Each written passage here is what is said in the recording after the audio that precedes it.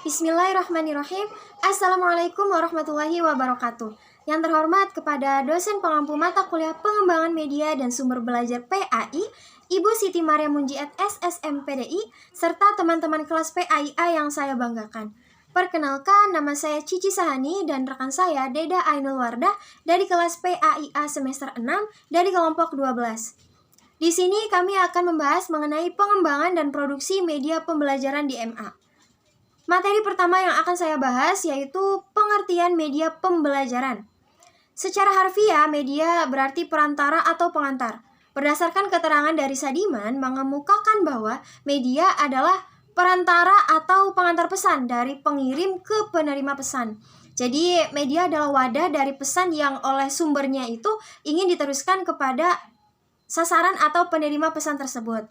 Materi yang diterima itu berupa pesan instruksional, dan tujuan yang dicapainya yaitu adalah tercapainya proses belajar.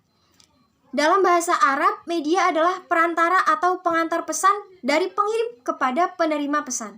Menurut Gerlach dan Eli mengatakan bahwa media apabila dipahami secara garis besar adalah manusia, materi, atau kejadian yang membangun kondisi yang membuat siswa itu mampu memperoleh pengetahuan, keterampilan, atau sikap. Dalam pengertian ini, guru, buku, teks, dan lingkungan sekolah itu merupakan media. Nah, selanjutnya mengenai landasan teoritis penggunaan media yang akan dibahas oleh rekan saya, Deda Ainul Wardah. Bismillahirrahmanirrahim. Assalamualaikum warahmatullahi wabarakatuh. Di sini saya akan menjelaskan terkait dengan landasan teoritis penggunaan media. Oke, langsung saja, berdasarkan keterangan dari Brunner, terdapat 3 tingkatan utama dalam modus pembelajaran. Yang pertama ialah pengalaman langsung atau enaktif, yang kedua ialah pengalaman piktorial atau ikonik, dan yang ketiga ialah pengalaman abstrak atau simbolik. Nah, yang pertama ialah pengalaman langsung. Nah, makna dari pengalaman langsung ini ialah bahwasanya pengetahuan itu didapatkan berdasarkan dengan pengalaman langsung. Jadi maksudnya itu kayak learning by doing gitu. Jadi seseorang itu akan mendapatkan pengetahuan apabila ia menjalani atau mengalami langsung pengetahuan tersebut. Seperti misalkan materi terkait dengan anyaman. Jadi si anak itu tuh dia langsung bikin anyaman itu. Nah, terus yang kedua ialah pengalaman piktorial atau ikonik. Maksudnya itu ialah seseorang atau seorang siswa akan mendapatkan pengetahuan apabila dia itu melihat sesuatu atau icon gitu. Entah itu secara audio, secara visual maupun secara audiovisual. Kalau misalkan dia pengen belajar tentang bikin anyaman, berarti dia tuh ngelihat anyaman, atau misalkan dia nonton video tentang gimana cara bikin anyaman gitu. Terus yang ketiga ialah pengalaman abstrak atau simbolik. Maksudnya tuh kayak ini tuh kayak perpaduan antara pengalaman langsung dengan pengalaman ikonik gitu. Jadi dia tuh atau si siswa itu dia itu akan mencocokkan sesuatu yang dilihatnya antara pengalaman yang telah dilakukannya secara langsung dengan apa yang dia lihat gitu. Jadi kalau misalkan kita kaitkan dengan pembelajaran terkait anyaman, berarti siswa itu tuh dia bikin anyaman secara langsung dan dia juga ngelihat si bentuk anyaman yang udah jadinya kayak gitu. Oke, selanjutnya mengenai fungsi dan peran media pembelajaran. Yang pertama, fungsi media pembelajaran. Fungsi media dianggap baik saat pesan tersebut tersampaikan sesuai dengan esensi pesan yang dimaksud. Karakteristik pesan atau informasinya beragam sehingga diperlukan memilih media yang relevan untuk membantu tersalurnya pesan dengan benar. Tidak sedikit pendidik yang beranggapan bahwa faktor utama dari keberhasilan pembelajaran itu harus menggunakan media pembelajaran yang berbasis seperti laptop, infokus, maupun alat-alat elektronik lainnya. Nah, teman-teman, pandangan ini tidak sepenuhnya tepat jika ketergantungan, apalagi sampai membatasi media pembelajaran pada karakteristik tertentu semata. Ketika bisa menempatkan fungsi media secara tepat, akan menentukan cara pandang guru dalam memanfaatkan media saat pelaksanaan pembelajaran bagi peserta didik, baik sebagai strategi maupun saat guru menyampaikan materi pembelajaran. Nah, dalam hal ini, para penulis menggunakan diksi pendidik karena tulisannya itu dimaksudkan untuk semua pengampu pembelajaran formal, non-formal, dan informal di seluruh jenjang pendidikan. Dan juga akan menguraikan teknik pemilihan media pembelajaran yang tepat, sehingga secara fungsionalnya menjadi alat bantu bagi pendidik dan peserta didik. Meski demikian, dapat dikatakan bahwa salah satu fungsi utama media pengajaran itu adalah sebagai alat bantu mengajar yang turut mempengaruhi kondisi dan lingkungan belajar yang sudah ditata dan diciptakan oleh guru. Sanjaya menjabarkan beberapa fungsi tersebut dalam beberapa jenis. Yang pertama, fungsi komunikatif. Media pembelajaran digunakan untuk memudahkan komunikasi antara penyampai pesan dan penerima pesan. Jadi pada fungsi ini media pembelajaran itu mempermudah proses belajar mengajar, di mana ketika peserta didik memahami apa yang disampaikan oleh pendidik. Yang kedua, fungsi motivasi, di mana dengan menggunakan media pembelajaran diharapkan para siswa itu akan lebih termotivasi dalam belajarnya, sehingga pengembangan media pembelajarannya tidak hanya mengandung unsur artistik saja, tetapi juga memudahkan siswa mempelajari materi pelajaran sehingga dapat meningkatkan gairah belajar siswa. Lalu yang ketiga, fungsi kebermaknaan. Jadi melalui penggunaan media pembelajaran bukan hanya dapat meningkatkan penambahan informasi yang berupa data dan fakta sebagai pengembangan aspek kognitif pada tahap rendah, tetapi juga dapat meningkatkan kemampuan siswa itu untuk menganalisis dan mencipta sebagai aspek kognitif tahap tinggi. Bahkan juga bisa lebih dari itu, dapat meningkatkan aspek sikap dan keterampilan siswa. Yang keempat, fungsi penyamaan persepsi. Melalui pemanfaatan media pembelajaran, para guru berharap para siswa dapat menyamakan persepsi di setiap siswanya, sehingga setiap siswa itu memiliki pandangan yang sama terhadap informasi yang telah diberikan oleh para guru. Nah, yang terakhir, fungsi individualitas. Pemanfaatan media pembelajaran juga berfungsi untuk dapat melayani kebutuhan setiap individunya yang memiliki minat dan gaya belajar yang berbeda-beda. Setiap siswa pasti memiliki cara belajar yang berbeda kan? Nah, media pembelajaran ini berfungsi untuk mengerti bagaimana belajar para siswa. Nah, yang kedua, peran media dalam kegiatan pembelajaran. Secara umum, media pembelajaran adalah semua saluran pesan yang dapat digunakan sebagai sarana komunikasi dalam proses belajar mengajar. Penggunaan media pun dalam proses belajar mengajar juga dapat menghindari dari verbalisme. Lalu peran media dalam proses belajar mengajar antara lain yang pertama, sebagai alat bantu belajar. Media pembelajaran dapat memberikan pengalaman pendidikan yang bermakna bagi siswa, di mana media ini dapat memberikan pengalaman yang nyata dalam belajar karena mengikut sertakan seluruh indera dan akal pikirannya. Kemudian yang kedua, sebagai alat komunikasi. Dengan adanya media, menyampaikan pesan dari sumber pesan atau pendidik kepada penerima pesan atau peserta didik itu akan lebih mudah untuk dipahami. Seperti yang sudah saya sampaikan sebelumnya, bahwa media sangat berperan penting dalam proses belajar mengajar. Yang ketiga, sebagai alat untuk menumbuhkan ciptaan yang baru. Agar siswa dapat terangsang untuk mengikuti pelajaran, guru itu perlu menciptakan suasana belajar yang sangat menyenangkan.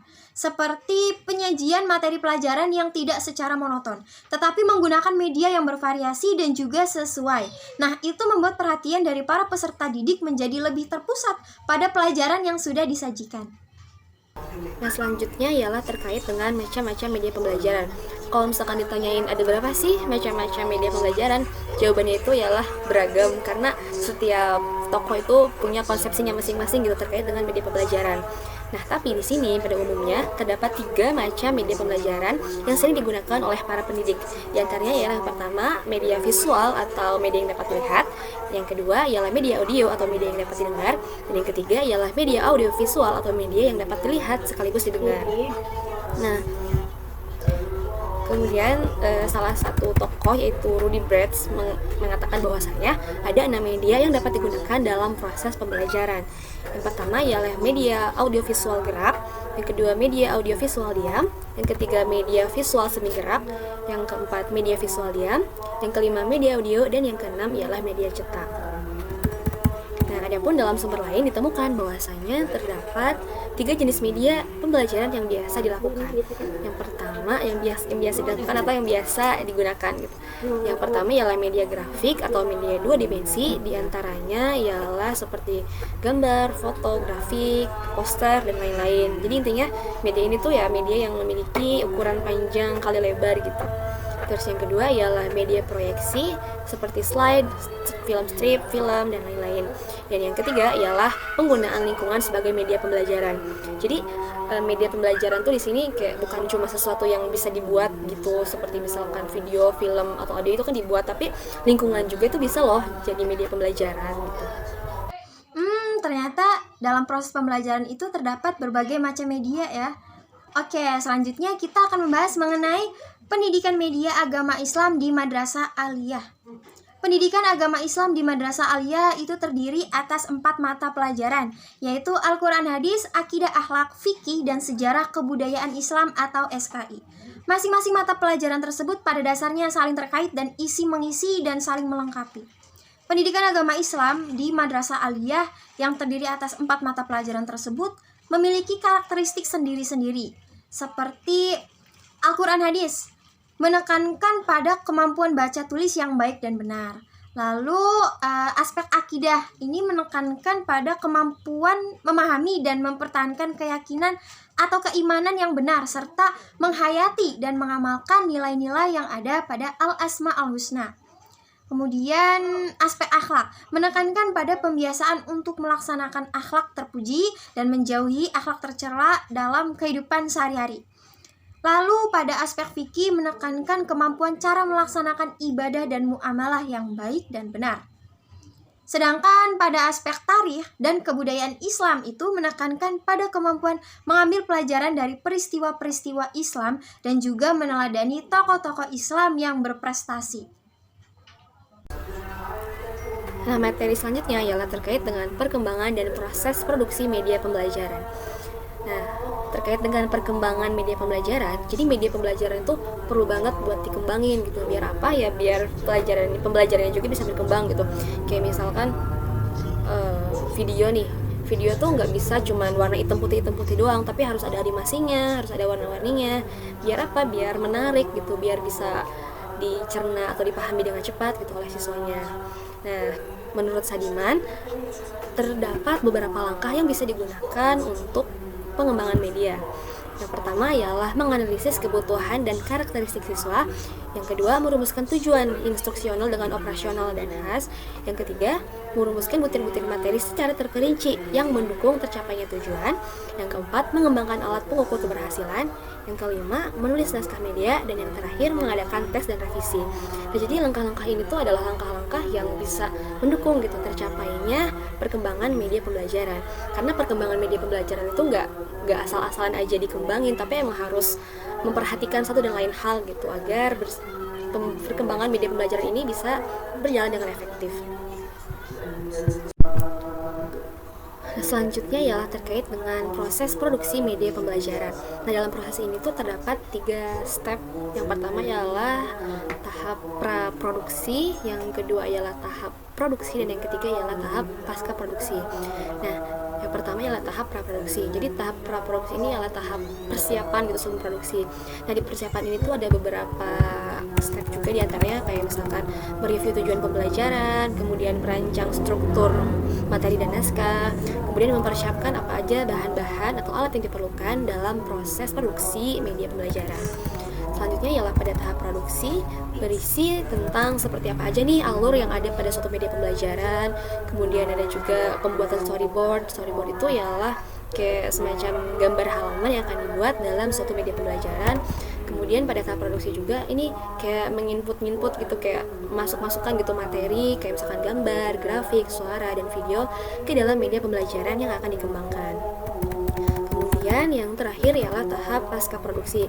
Nah, di tahap ini tuh kayak tahap final gitu. Isinya tuh kayak ada editing. Jadi editing itu kayak misalkan mengubah, memotong, atau menambahkan apa-apa saja yang diperlukan. Kemudian ada tahap validasi. Ini tuh kayak misalkan kayak fiksasi gitu. Ini jadi kayak ini tuh materi udah bener apa belum gitu. Terus ada tahap revisi. Nah, tahap revisi ini tuh penting banget sih buat dilakuin karena takutnya tuh ada suatu kesalahan gitu dalam proses pembuatan media pembelajarannya itu. Jadi emang perlu banget dicek lagi nih barangkali ada kesalahan gitu.